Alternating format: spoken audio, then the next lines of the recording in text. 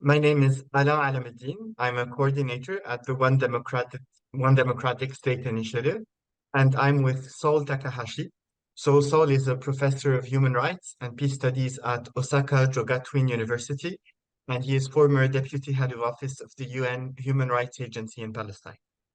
So Saul, thank you for being with us today. Thanks very much. I very much appreciate the opportunity.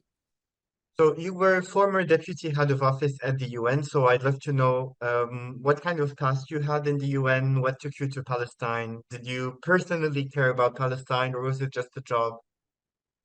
Yeah, right, sure.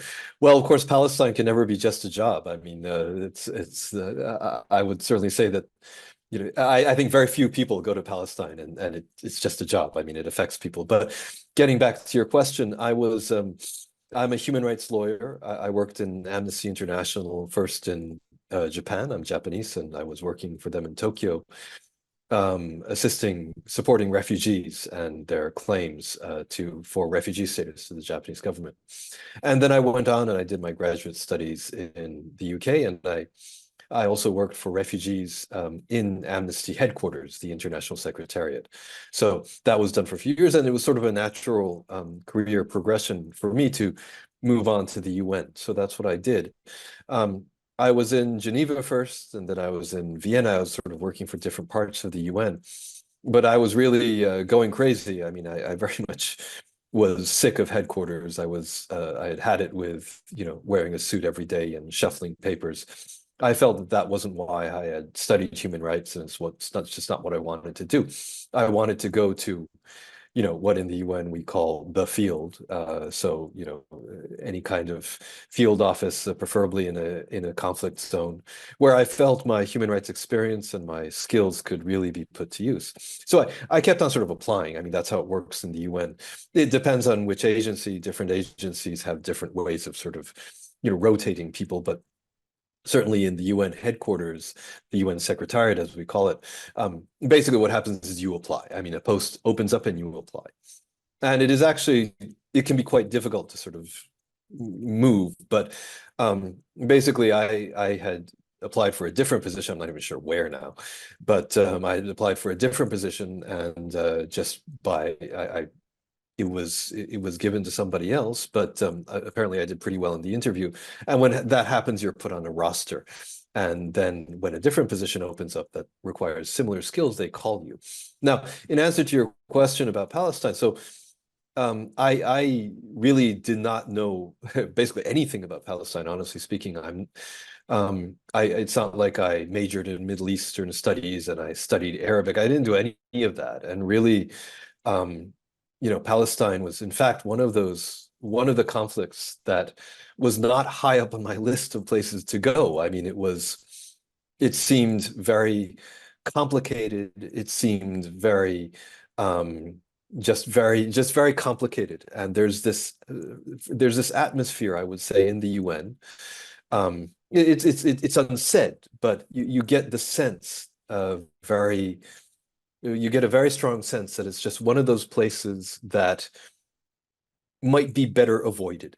It's one of those places that, if you're really sort of bent on the Middle East, and if it's a region that you're really, in love with, then it's a place that you very much want to go to. But besides that sort of group of people, it's not necessarily the place that everybody wants to go to. It's a very Why not? difficult place to work.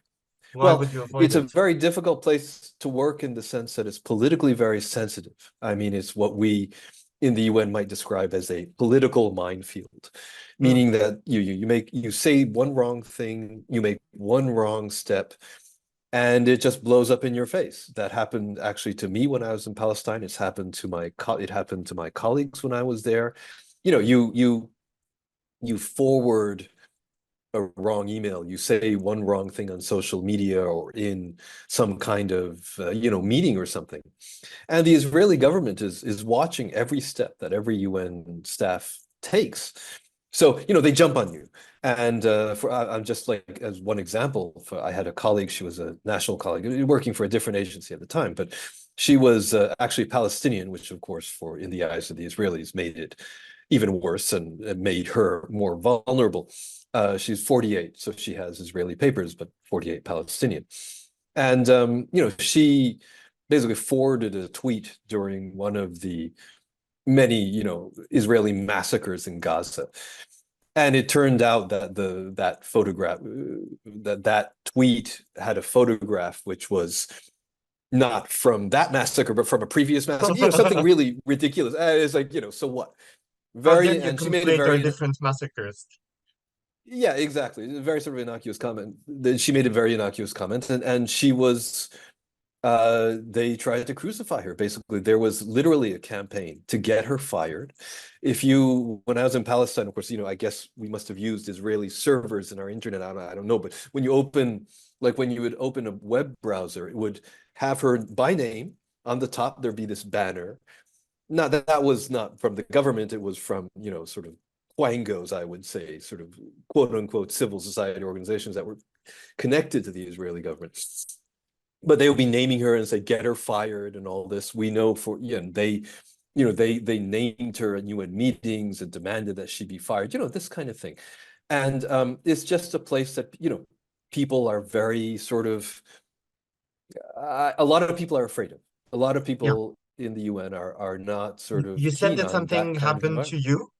Would you like to tell us Yes, about I it, or did. is it Oh, classified? sure, sure. If anybody wants to sort of search for me, you put my name and then put Jerusalem Post, they'll find it because it is still on the web. I was there at the time, I can't remember exactly when it was. I guess it was 2011, 2012. Anyway, J Street, which presumably you're familiar with, of course, is a U.S. lobbying organization, advocacy organization that presumably is supposedly supposed to act as an alternative to AIPAC. And, the idea is that they are liberal Zionists and that they are sort of on the right side of history. That was at least what people felt when they were first created. And, there were a lot of expectations on them, which have remained sort of largely unfulfilled in their case.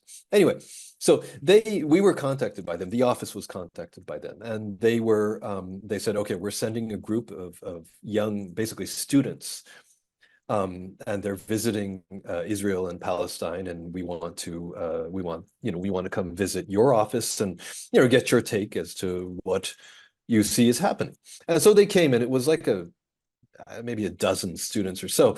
And I mean, this was my fault, but foolishly, I sort of stepped out of the boundaries. I was tasked with giving this talk. And it Mm-hmm. was a very sort of, it was in a small office, and it was very sort of informal, and I was speaking in a very informal way. And basically, foolishly, on my part, I sort of stepped out of the boundaries, sort of the acceptable boundaries, i.e., I sort of told the truth.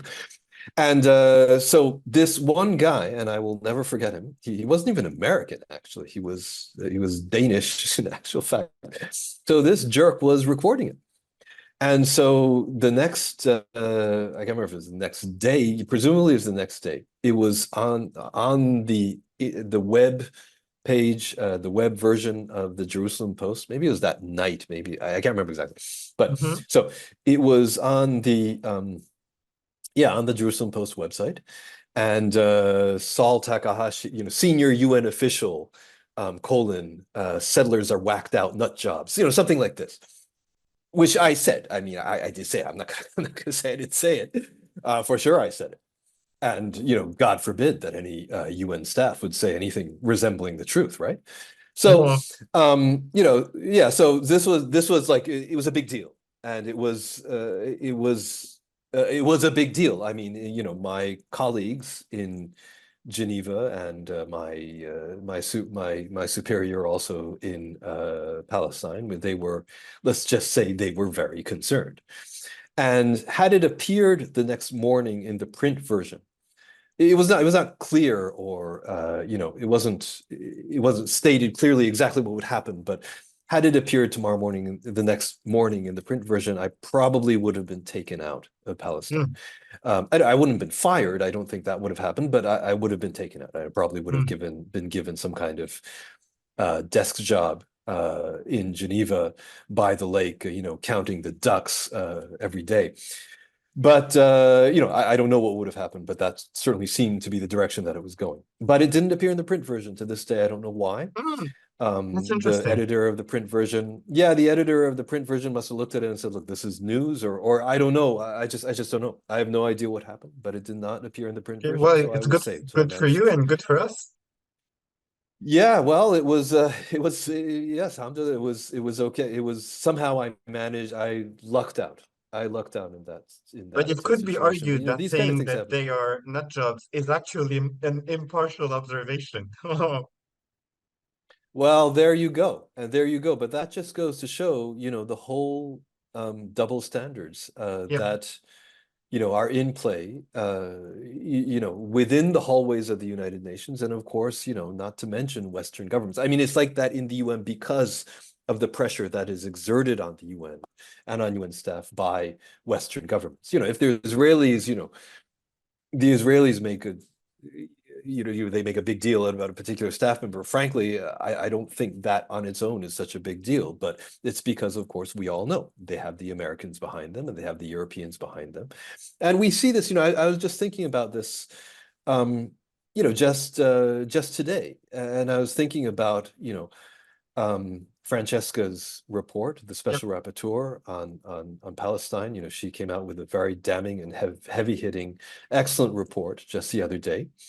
And it's yeah, I mean, it's clear as the light of day that what's taking place is genocide. I mean, that we're even sitting here debating this, or not you and I, but that there's even this Yeah. kind that even the suggestion should be controversial is so ridiculous, so ludicrous that it's just outrageous. But and I was thinking about this today because like for example, when the government of Myanmar they had their sort of bogus justifications for what they were doing to the Rohingya. We all know that. Did anybody take them seriously? No. Did we produce paper after paper after paper? Every time they came up with a new argument, did we produce paper after paper after paper refuting their allegations? No, nobody bothered because it was so clearly nonsense. It was bull.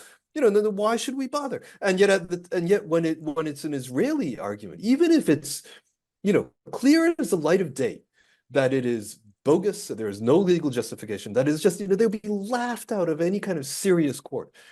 But for example, just by mere virtue of the fact that it is Israel bringing forward this argument, we have to take it seriously. And everybody sort of, jumps up and down. They throw everything on the ground. It's like, okay, no, we have to respond to this and blah, blah, blah, blah, blah. Like with, I mean, just one example as an international lawyer, the self-defense argument, that what Yeah. Israel is doing is being done in self-defense.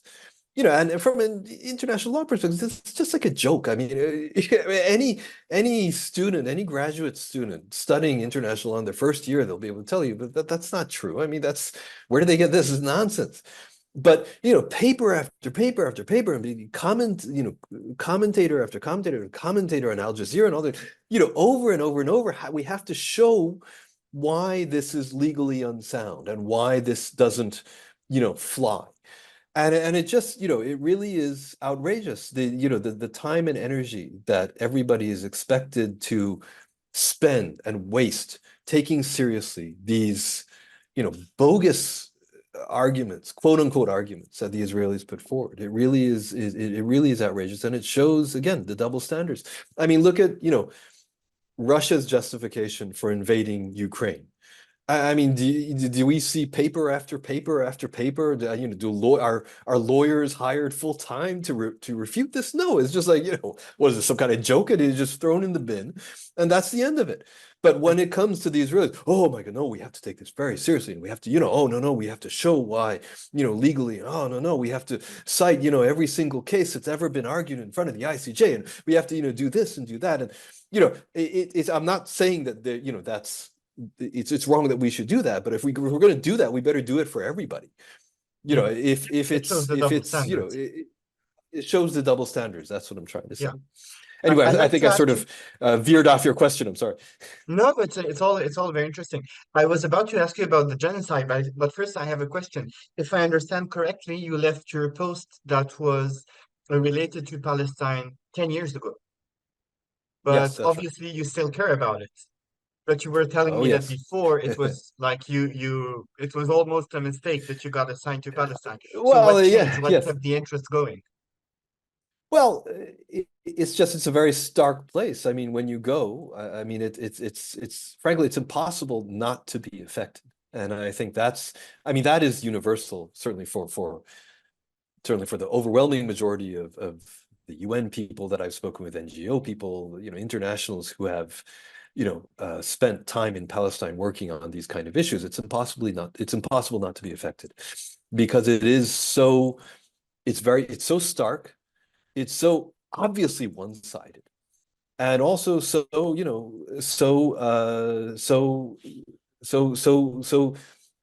clear that what we had been told up until the point we went were complete lies. And it's also very important for the whole international system. I mean, it is, like we've been saying, I mean, it is it exposes the double standards. It exposes the hypocrisy of the Western powers and their shielding of their proxy in this very geopolitically important region. So, it's important to a lot of things, I think. And of course, it's important to me personally, just because I was there. But it is, it's very stark. And like, I think we were talking about this before this interview started. Um, as an international civil servant, we are all expected to act in a very impartial way. And, as a civil service, I think that's to be expected. And, that comes with the territory. But one of my colleagues who worked in a different agency, he put it very well, I think, when he said to me, look, here in Palestine, we're all international civil servants. We all have to act in an impartial way. We have to maintain at least the appearance of impartiality. That is a very important thing as UN staff. We have to do it. It's our job. But if after more than 2 weeks of being here in Palestine, if you are still impartial in your heart, then there's something wrong with you. And that his words really sort of have stuck in my mind because it's very true. It's a very stark situation, something which you can't avoid. I mean, you look at it and it is apartheid. I mean, it is a complete one-sided situation of absolute, one-sided oppression. There's just no question about this. There's no sort of well, the Palestinians, what they do, and well, terrorism, and you look at this, you really have to be blind not to see. And of course, as we say, some people are blind not in their eyes but in their hearts. So Yeah. it's unfortunately it's not 100% universal, but certainly the overwhelming majority of UN people and NGO people I know who spent time in Palestine, they came out with similar sort of Yeah. Yeah. similar reactions to it. Though of course they don't So always keep on following it, but certainly I so did. so so this is so your being there personally is what changed. How does the Japanese population in general feel about Palestine? We've been seeing demonstrations in Japan, so that Yes. was, it's heartwarming to us. So how do people generally Mm. feel?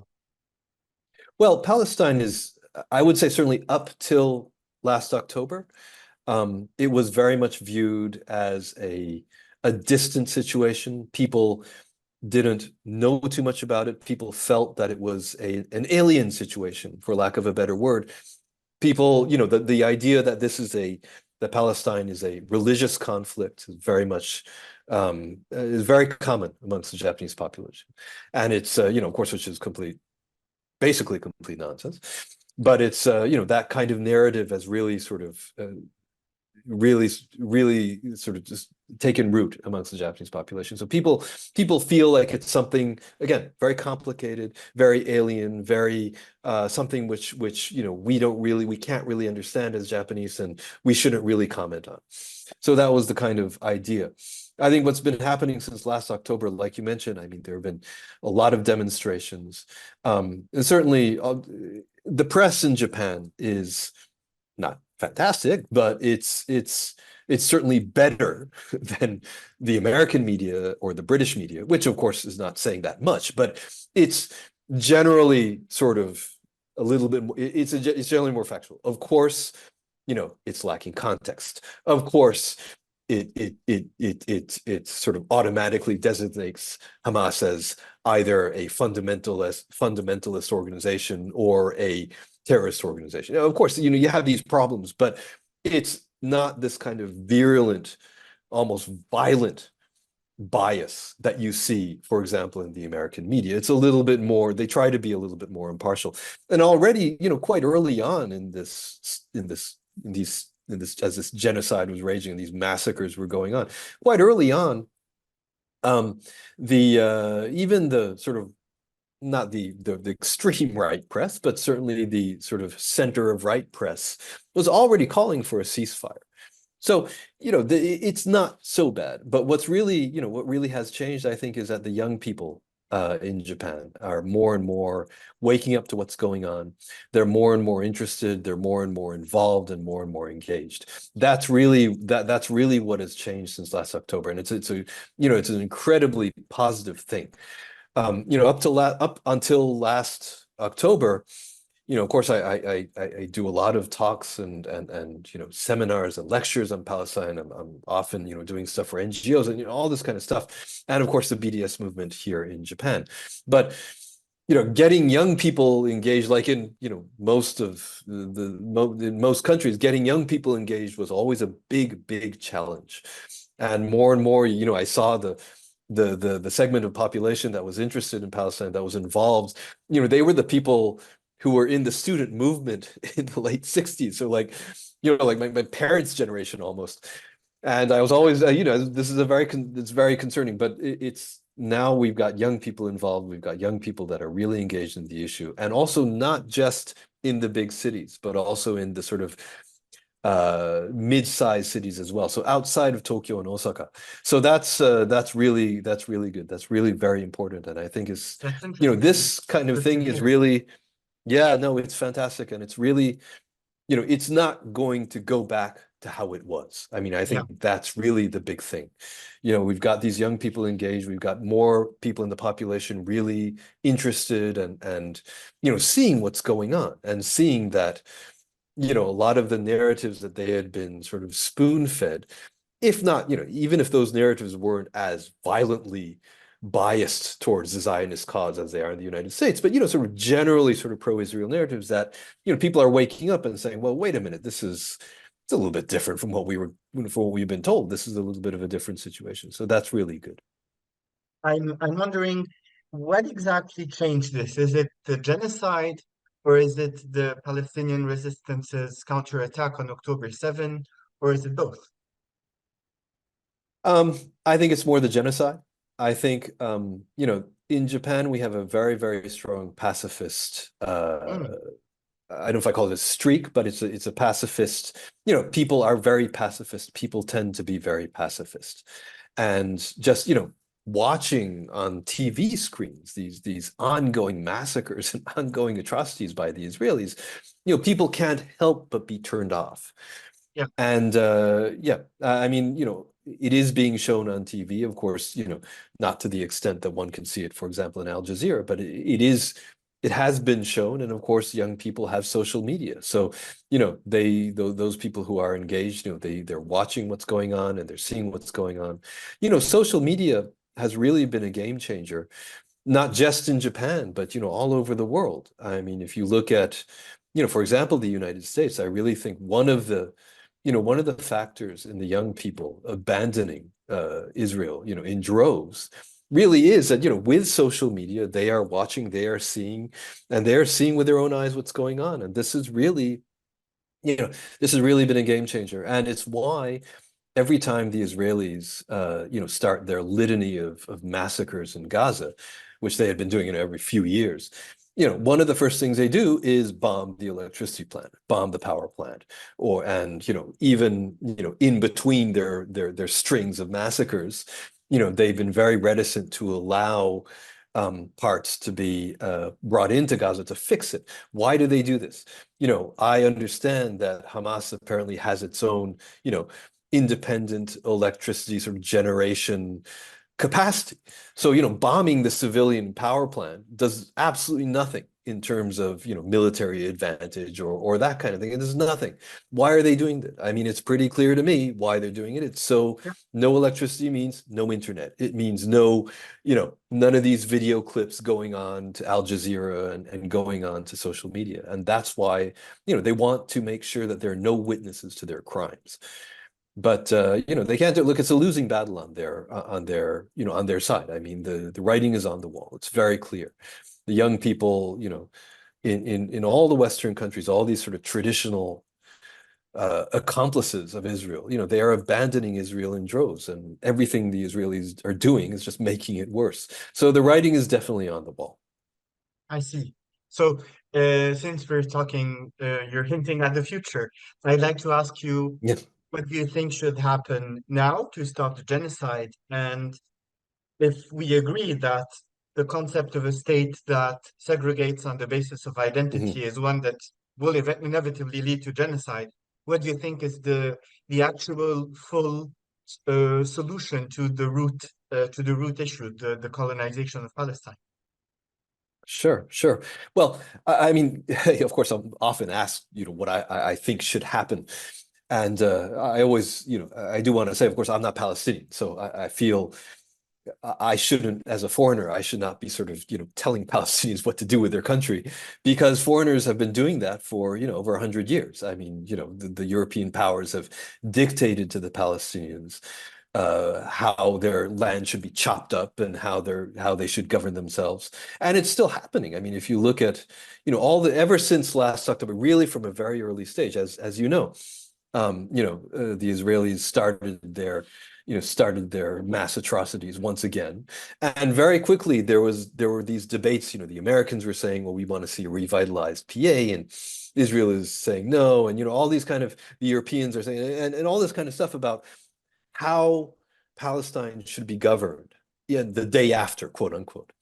And Palestinian voices, save for a few meek sort of statements from the PA, are basically they're excluded from these kind of discussions, and that's the thing that's got to stop. Now, of course, that having been said, I do have my my personal opinion as to what should be done, and I want to go back to this the mantra of the two-state solution that we hear over and over again.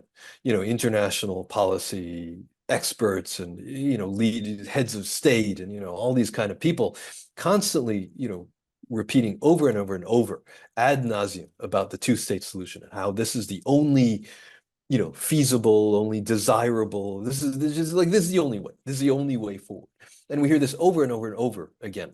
And the two-state solution, the beginning of the two-state solution, sort of in a real sort of international, legal, or institutional sense, is of course the partition resolution in 47, which basically, it amounted to, or it amounts to, foreigners in the UN General Assembly, which of course at the time was far, far more sort of dominated by Western countries in terms of numbers than it is now. And, basically foreigners telling Palestinians, well, we got this great idea. Why don't you give over half of your country to these colonizers from Europe? And yeah, I mean, that sounds fair to me. I mean, nobody can say, with a straight face, why this is a just solution, because it clearly is not.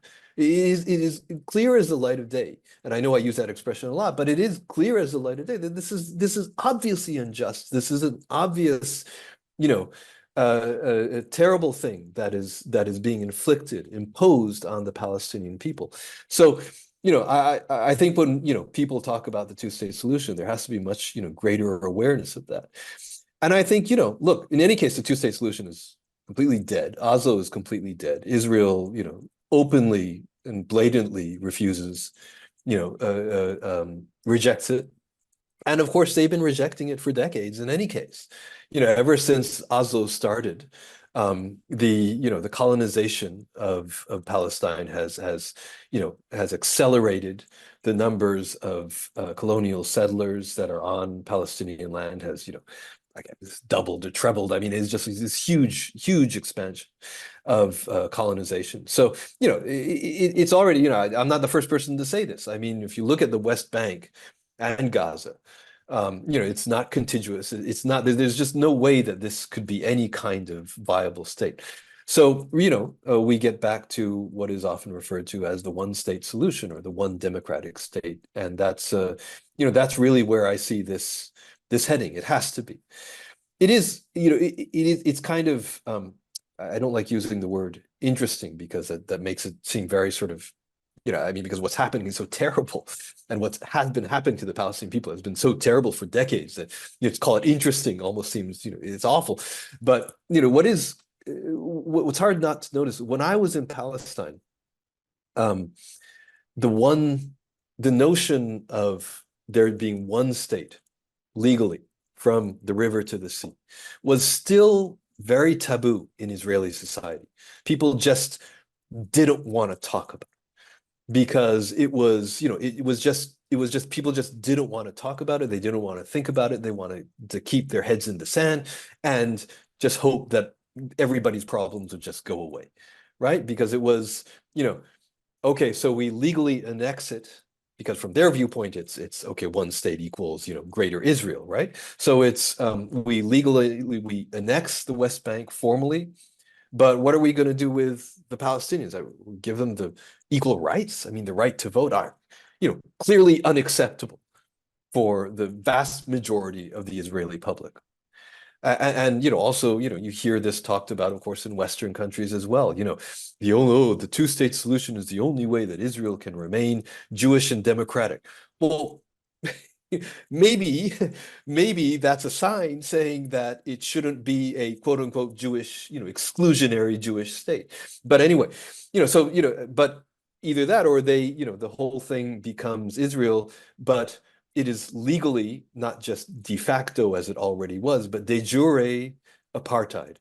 And that, at that time when I was there, when I had first arrived in Palestine, that was still I would say for the bulk of Israeli society, or at least for the sort of educated sort of political elite, it's just like it was too much to accept. Like it was just a bridge too far. They couldn't go down that road. But after there were many different developments. It's just there was I mean, the Goldstone report was a big one, but it's just like I sense that there's just like this one sort of just like a couple of weeks, and all of a sudden in the newspapers, the Israeli newspapers, all of a sudden there were all these sort of op-ed articles about, well, what happens if we annex the West Bank? What happens about one state, two-state solution? Maybe that's not going to happen anymore. Maybe we have to start thinking in these kind of terms. And of course, from their perspective, it's just we greater Israel, right? So that's problematic. But it was hard not to notice. It was very interesting to see how all of a sudden at a certain point, it's like the floodgates had opened. It's like what was taboo until then, all of a sudden it's like, okay, we have to start thinking about this. But of course, when they are thinking about it, what they're thinking about is all, in a direction that is completely, remains violative of any kind of notion of Palestinian rights. And then we had the nation state law and, all these kind of elements, and everything just gets worse and worse. And that's where we are now. But, really, like I said, the writing is on the wall. I mean, Israel has lost the battle for the public narrative, like a lot of people like to say. I mean, it's losing support even as we speak. And the younger generation, as they get into power, and this is, it doesn't have to be 10, 20 years from now. We can, this could be a very, very, very immediate thing. But as there's a generational shift and everything, things will change very dramatically. And Israel, I feel, will have very little choice but to sort of face to face the music, really, and to be held accountable. So I do hope, what we're looking at is some kind of, as we say, the one democratic state. One thing that I do really strongly believe in, I'll finish with my monologue here. When we talk about the one democratic state, I think we have to be as clear as we can is in as to what kind of state we're talking about. And I say that because, and I don't say that in a way that, I'm not trying to sort of suggest that, activists are not saying that already or that we're not saying it enough. I'm just saying, we always have to keep that in mind. And I say that because what I feel as a human rights lawyer, we don't want a one state where past violations are not addressed. That's something I feel is bad news. I mean, it's just it won't last as it won't last as a peaceful solution, and it's just wrong. I mean, people past violators of human rights have to be held accountable. And I think that's one thing, when people are often talking about the South African example, that's one thing that I think a lot of people who've done research on South Africa feel was not really done in a complete manner. So I think that's one thing that we have to be careful about. And, the other thing also, this is, just to put the South African example, look at that, we have to look at the economic structure of what's been going on. Like, for example, we have the colonies in the West Bank. And okay, now we're one state, one democratic state, everybody has equal rights. So yeah, I mean, Palestinians can live in the colonies too. Palestinians can live in these, in these big cities now. And, hey, sure, anybody who wants to buy a house in one of the settlements, you can come. But obviously, the economic disparities created by these decades of colonialism are so stark that no Palestinian is going to be able to afford that.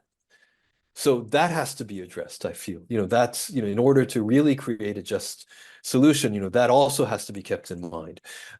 What does that mean? Does that mean that the Israelis living in the colonies should be kicked out, and the Palestinians whose land those colonies are on should be allowed to move in? Yeah, maybe that's a solution.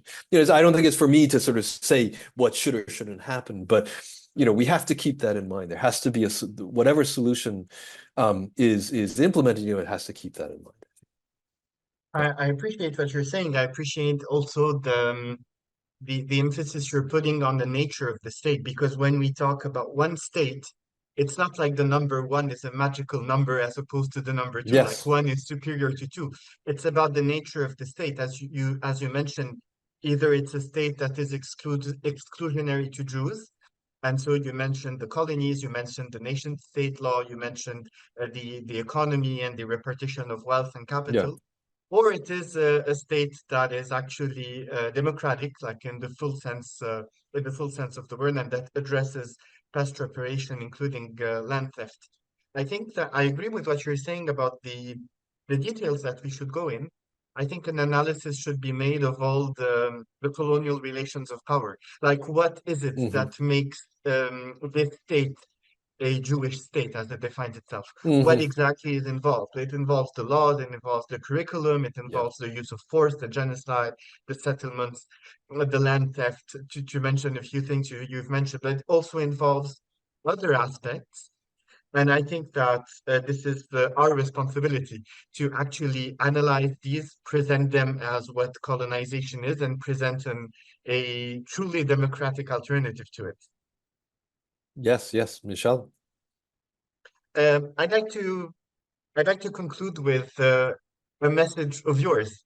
We have a reach with obviously Palestinians and also with Israelis, and we can subtitle anything you say in Arabic and Hebrew. So, do you have any Okay. message for Palestinians, particularly those enduring genocide and resisting in Gaza? And you also have a message for Jewish Israelis. All right. Okay. Well, I mean, certainly, excuse me. I mean, certainly to the Palestinians, I would say that, we have not forgotten you. The world has not forgotten you. The world stands with you, supporting you, and that, we are all doing everything that we possibly can to remedy the situation and stop the genocide that's happening. Um, you know, I, what's happening now in Gaza in particular, of course, but also in the West Bank, the unspeakable horrors are just so they're unspeakable. I mean, they're people living in comfort in places like, in Japan, we can't even begin to imagine the horror of the situations, that you live in. But we definitely feel for you, and we stand in support for you, and we will not forget. We will not forget. We will not, abandon your cause, for sure. We will continue pushing until there is, until your situation is rectified, and until there is true justice in Palestine. For Jewish Israelis, I mean, I think, the Jewish Israelis that are probably watching this podcast are probably the ones who are, in solidarity with us and in solidarity with Palestinians, I hope, inshallah. And, that's important. Your support is really important. Your solidarity is really important. I think everybody in the Palestinian solidarity movement understands and recognizes that, when we talk about Israel, we are not talking about every single Jewish Israeli. No, of course not. And, we know very well that there are many, many Jewish Israelis who are in solidarity with Palestine, who know what's going on, and who are protesting this, protesting what's going on against the Israeli government. And so I really, again, almost the same message. I mean, we are in solidarity with you. We very much appreciate your support and your solidarity. And, in many ways, your situation is I can't say it's as difficult as the Palestinians in the West Bank or in Gaza, but it's definitely a difficult one, and definitely, includes, a lot of different sets of challenges and difficulties, and we are aware of that, and we very much, appreciate your support and your solidarity. So I guess that's the message that I would say. Okay. Was there anything? No, thank you very much, Saul. I appreciate your time. I appreciate your thoughts also. I don't know if you have anything else to say before we conclude. I think I pretty much said it all, but I think it's, it's just, watching what happens in Palestine. You mentioned, like I said, I mean, I went to Palestine almost by accident. It was not something that I had done, a lot of sort of studying about or research on before I went. But it's a very stark situation, and it's, it will always, of course, it's what I do now. I mean, I am a Palestine guy. It's what I do. And it will remain what I do until there is true justice in Palestine. And inshallah, we will see that together sooner rather than later. We appreciate this. It warms our hearts. Thank you, Saul Takahashi. Thank you. Thanks very much.